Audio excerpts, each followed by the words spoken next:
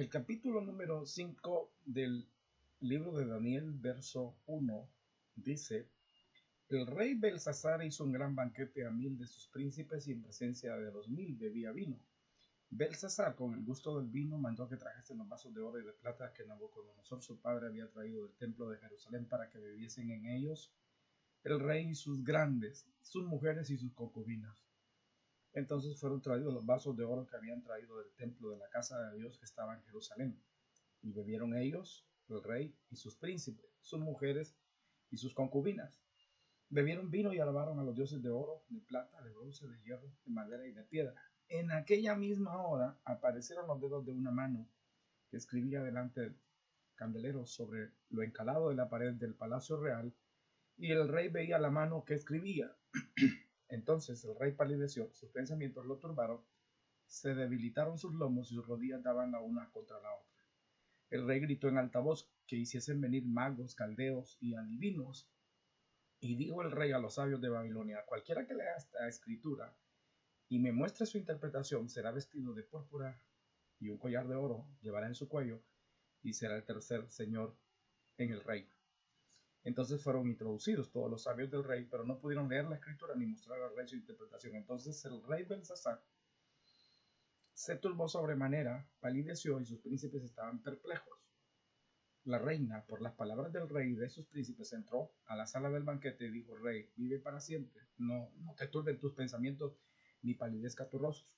En tu reino hay un hombre en el cual mora el espíritu de los dioses santos, y en los días de tu padre se halló en él luz e inteligencia y sabiduría, como sabiduría de los dioses, al que el rey Nabucodonosor tu padre, oh rey, constituyó jefe sobre todos los magos, astrólogos, caldeos y adivinos, por cuanto fue hallado en él mayor espíritu y ciencia y entendimiento para interpretar sueños y descifrar enigmas y resolver dudas. Esto es en Daniel, al cual el rey puso por nombre Belsasar. Llámese pues ahora a Daniel, y él te dará la interpretación.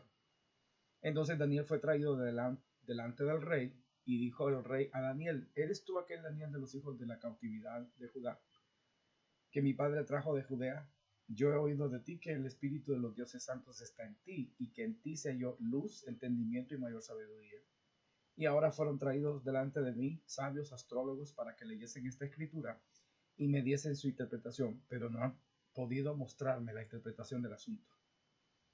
Yo pues he oído de ti que puedes dar interpretaciones y resolver dificultades. Si ahora puedes leer esta escritura y darme su interpretación, serás vestido de púrpura y un collar de oro llevarás en tu cuello, serás el tercer señor en el reino. Entonces Daniel respondió y dijo delante del rey: tus dones sean para ti, da tus recompensas a otros. Leeré la escritura al rey y le daré la interpretación.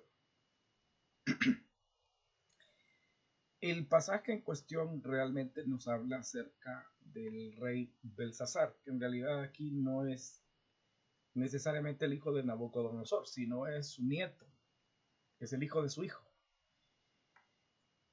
Sin embargo, este es el que le sucedió, después de su hijo sucedió su nieto.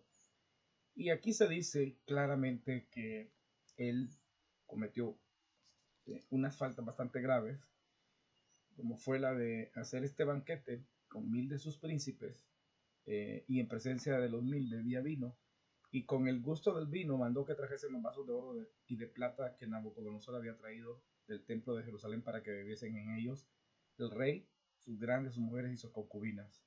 Estos vasos eran los vasos que se habían traído del templo de la casa de Dios que estaba en Jerusalén, y bebieron en ellos el rey, sus príncipes, sus mujeres y concubinas. Bebieron vino y alabaron a los dioses de oro y de plata, de bronce, de hierro, de madera y de piedra.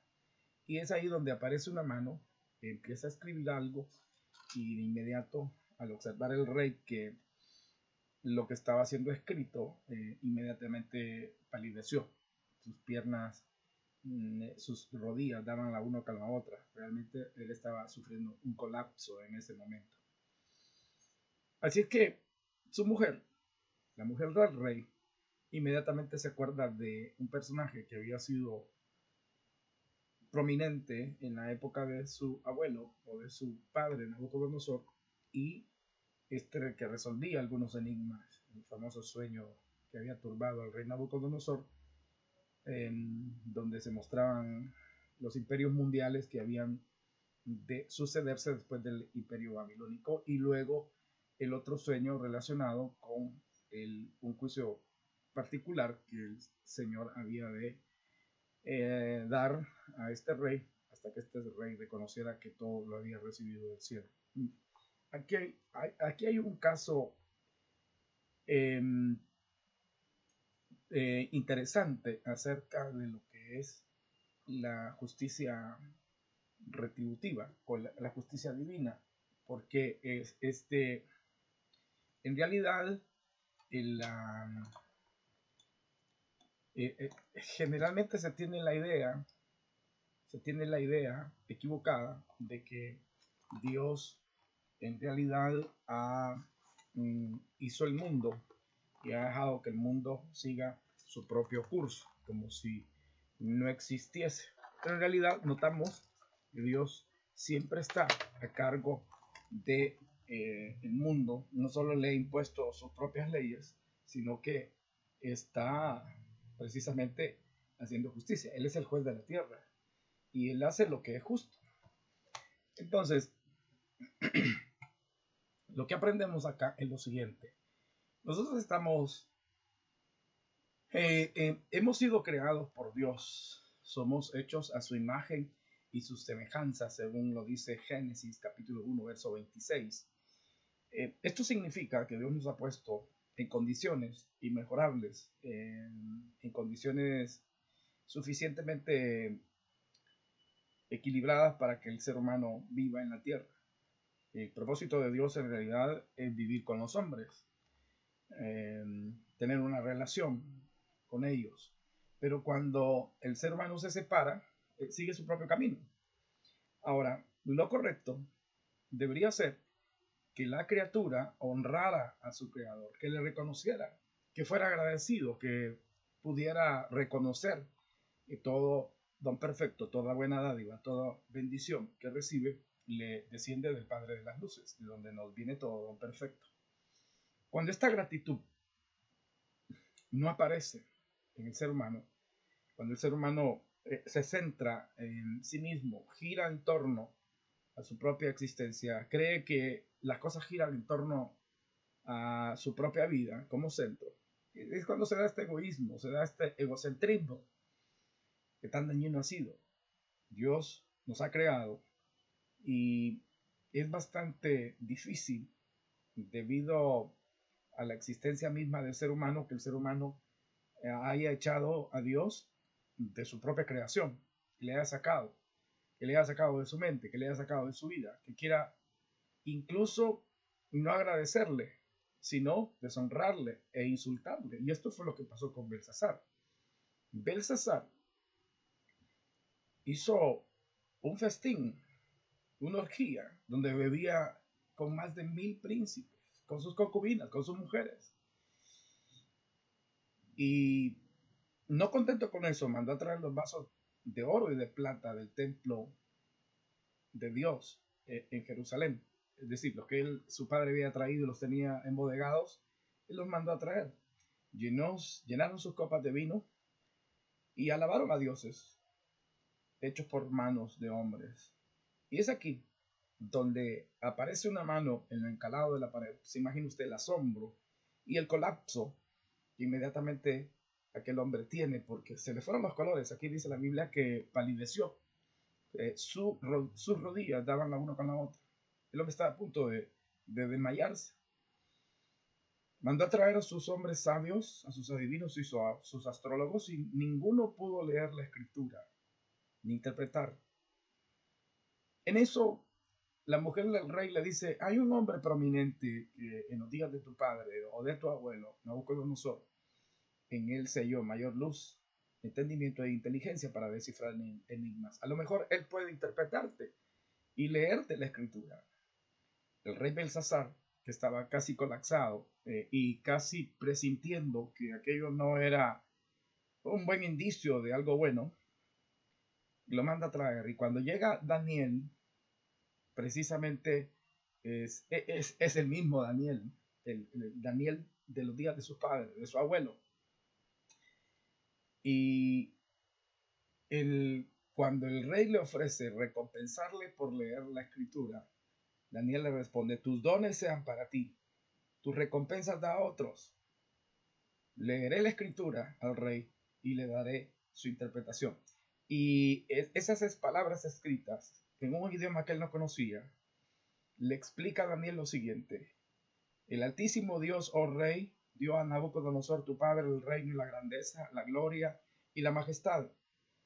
Y por la grandeza que le dio, todos los pueblos, naciones, lenguas, temblaban y temían delante de él. A quien quería mataba y a quien quería daba vida. Engrandecía a quien quería y a quien quería humillaba. Mas cuando su corazón se ensoberbeció y su espíritu se endureció, en su orgullo fue depuesto del trono de su reino y despojado de su gloria. Y fue echado de entre los hijos de los hombres, y su mente se hizo semejante a la de las bestias. Y con los andos monteses fue su morada. Hierba le hicieron comer como a buey, y su cuerpo fue mojado con el rocío del cielo, hasta que reconoció que el Altísimo Dios tiene dominio sobre el reino de los hombres, y que pone sobre él al que le place. Y tú, su hijo Belsasar, no has humillado tu corazón, sabiendo todo esto, sino que contra el Señor del cielo te has ensoberbecido e hiciste traer delante de ti los vasos de su casa, tú y tus grandes, tus mujeres y tus concubinas, bebiste vino en ellos. Además de esto, diste alabanza a dioses de plata, oro, de bronce, de hierro, madera, de piedra, que ni ven ni oyen, ni saben, y al Dios en cuya mano está tu vida y cuyos son todos tus caminos, nunca honraste. Entonces de su presencia fue enviada esta mano que ha trazado esta escritura. Esta es la interpretación. Mene, mene, tekel, uparsin. Significa mene, que Dios contó tu reino y le ha puesto fin. Mene, mene, Dios ha contado tu reino y le ha puesto fin. Tekel, pesado ha sido en balanza y fuiste hallado falto. Tu reino, Pérez, tu reino ha sido roto y dado a los medos y a los persas. Entonces mandó Belsasar vestir a Daniel de púrpura y puso y a poner en su cuello un collar de oro y a proclamar que él era el tercer señor del reino. Y la misma noche fue muerto Belsasar, rey de los caldeos, y Darío de Media tomó el reino siendo de 62 años. Lo que aprendemos acá de este pasaje es lo siguiente: el ser humano no es dueño de su vida. El ser humano no puede ignorar a Dios, al Dios en cuyas manos está su vida y su existencia. No puede. No podemos portarnos de forma ingrata, no podemos ser malagradecidos, no podemos vivir sin reconocer que las cosas que tenemos, las fuerzas, el hogar, los hijos, los bienes, las oportunidades, la lucidez y todos los beneficios descienden del Padre de las luces, de quien viene todo don perfecto y toda buena dádiva. Todo lo recibimos de Dios. Lo menos que podemos hacer es ser agradecidos, es darle gracias, es reconocer que hemos sido objeto de sus grandes favores y de su generosidad como Padre perfecto que hace salir sobre su sol sobre buenos y malos y hace caer su lluvia sobre justos e injustos. Pero Belsasar no lo hizo. Y creo que es un muy buen ejemplo de cómo muchas veces nos comportamos con Dios. Vivimos como si Dios no existiese. Vivimos como si hubiésemos sido llenos y abarrotadas nuestras manos con bendiciones que nos han caído al azar, cuando en realidad es Dios quien no se ha dejado sin testimonio y nos ha bendecido, dándonos tiempos de refrigerio y bendiciones incomparables. Esta ingratitud se colma cuando no solo no le damos gracias, sino que no reconocemos su gloria, sino que denigramos su nombre, blasfemamos contra él, le insultamos, profanando lo que le pertenece, en este caso los vasos de oro y de plata que eran de la casa de Dios, que Nabucodonosor había traído de Jerusalén. No respetamos lo divino, no nos gusta profanar, nos gusta manchar lo divino. Y por ello, la justicia divina ha tenido que retribuir. No le ha permitido a este hombre que viva un día más, porque el Dios en cuyas manos estaba su existencia y su vida, no ha recibido de él. Así es que ha sido cortado en esa misma noche. Aquí dice, fue muerto. este rey de los caldeos murió y su reino pasó a ser de Darío de Media, quien tomó el reino siendo de 62 años. Esto no es, algunos piensan que la justicia divina espera en algún lugar que soportará, y de hecho ha soportado muchas veces el ser humano sus ingratitudes, sus profanaciones, el que se manche su nombre. Pero esto no necesariamente tiene que ser así. Tenemos vivos ejemplos en la escritura donde Dios actuó prontamente para retribuir a aquellos que no supieron corresponder a un Dios que los había creado. Un ejemplo de esto precisamente es el que ocurre cuando allá en el capítulo número 15, Dios de Génesis le habla a Abraham acerca de su descendencia. El Señor le dice que él será dueño de la tierra y que su descendencia también poseerá esa misma tierra, la tierra prometida, la tierra de Canaán. Pero le hace una revelación interesante que nos demuestra, nos trae a luz y nos permite analizar cómo es que obra la justicia divina. La justicia divina es cuando Dios le quita algo a alguien, porque es justo quitárselo, y se lo da a otra persona que va a temerle, que va a honrarle. Y esto es lo que le dice Dios a Abraham. Le dice: ten por cierto, capítulo 15, verso 13 de Génesis, tu descendencia morará en tierra ajena y será esclava ahí, será oprimida 400 años. Mas también a la nación a la cual servirán juzgaré yo, y después de esto saldrán con gran riqueza. Y tú vendrás a tus padres en paz y serás sepultado en buena vejez. Y en la cuarta generación volverán acá, porque aún no ha llegado a su colmo la maldad del amorreo hasta acá. Él le dice: yo la tierra que te pienso dar, no te la puedo dar ahorita, porque es necesario que la maldad del amorreo llegue a su colmo. Tiene que pasar 400 años para que eso ocurra. Entonces, cuando tu descendencia regrese de la nación en la que han estado esclavos, se refería a Egipto, cuando esa maldad del amorreo ha llegado a su colmo, Dios con justicia les quita eso para dárselo a los descendientes de Abraham, que para entonces era una buena multitud de personas, gente piadosa, gente que quería honrar a Dios.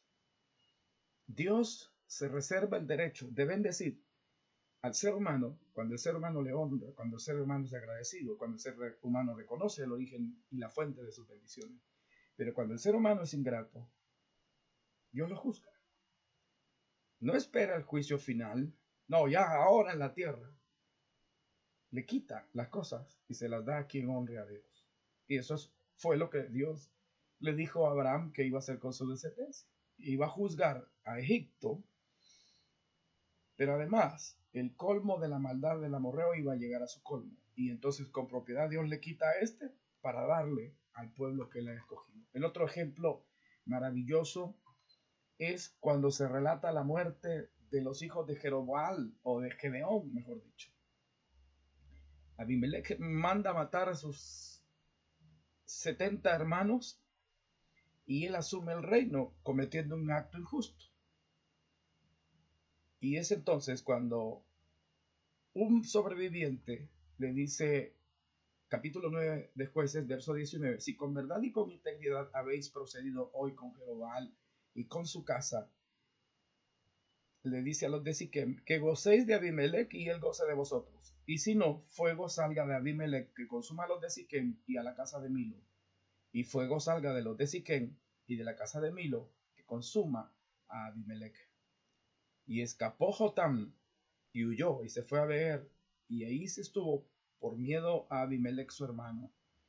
Y después, verso 22, que Abimelech hubo dormido, o que Abimelech hubo dormido sobre Israel 3 años, dominado, 3 años, envió Dios un mal espíritu entre Abimelech y los hombres de Siquem. Los de Siquem se levantaron como Abimelech, los mismos que le habían ayudado a rebelarse, a cometer un delito.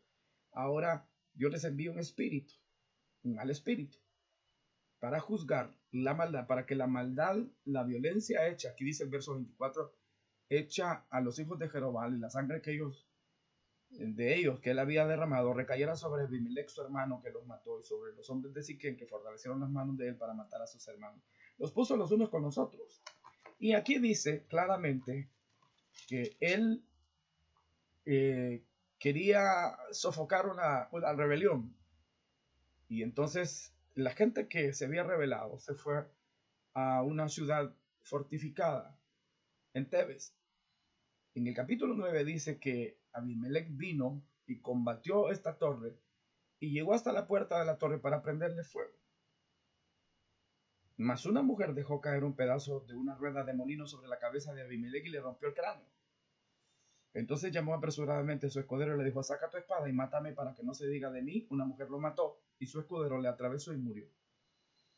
Cuando los israelitas vieron muerto a Abimelech, se fueron cada uno a su casa. Pero oiga lo que dice acerca de la justicia. Así pagó Dios a Abimelech el mal que hizo contra su padre, matando a sus 70 hermanos. Y todo el mal de los hombres de Siquem lo hizo Dios volver sobre sus cabezas, y vino sobre ellos la maldición de Jotam, hijo de Jeroboam. Quiere decir, la justicia retributiva es una justicia que se lleva a cabo aquí en la tierra. No es una que hay que esperar el juicio final para que entonces se proceda. No. Tenemos un Dios vivo, tenemos un Dios justo.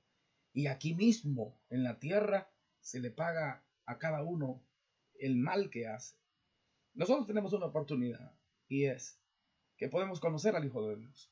Podemos conocer a la parte amable de Dios, porque no se nos ha revelado el Dios del Sinaí con relámpagos, fuegos y truenos y destellos, sino que se nos ha mostrado el lado bondadoso de Dios. Y el lado bondadoso de Dios es Jesús, quien murió en la cruz por nuestros pecados.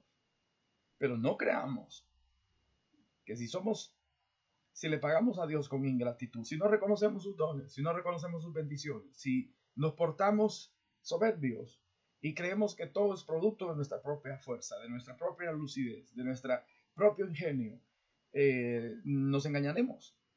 Nos engañaremos. Dios nos da una oportunidad para que de estos ejemplos nosotros aprendamos. Hay una justicia retributiva, pero si nosotros no empezamos a reconocer que todo cuanto tenemos, que la suerte que nos acompaña y nos sonríe, realmente viene de Dios, viene de un Dios bondadoso, y que esto debería movernos al arrepentimiento.